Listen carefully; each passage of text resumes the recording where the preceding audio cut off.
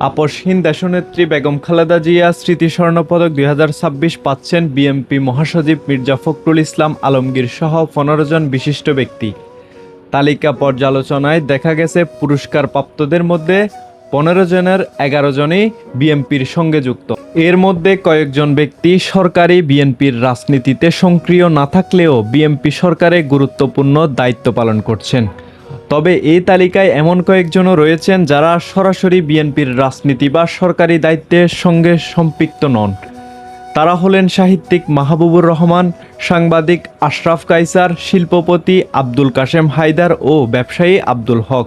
যুক্তরাষ্ট্রের বাংলাদেশ প্রবাসী নাগরিক কমিটি ইনক প্রয়াত সাবেক প্রধানমন্ত্রী ও বিএনপি চেয়ারপারসন খালেদা জিয়ার স্মরণে এই স্বর্ণপদক চালু করেছে। সংগঠনটির পক্ষ থেকে জানানো হয়েছে, প্রতি বছর দেশের উন্নয়ন ও বিভিন্ন ক্ষেত্রে অবদানের স্বীকৃতি হিসাবে গুণী ব্যক্তিদের এই সম্মাননা দেওয়া হবে।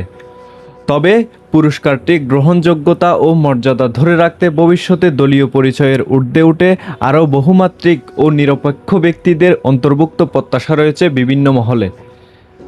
এই বিষয় নিয়ে আপনার কোনো ব্যক্তিগত মতামত থাকলে তা কমেন্ট বক্সে জানিয়ে দিতে পারেন এবং ভিডিওটি অন্যকে দেখার জন্য শেয়ার করে আমাদের সঙ্গে থাকতে পারেন। ধন্যবাদ।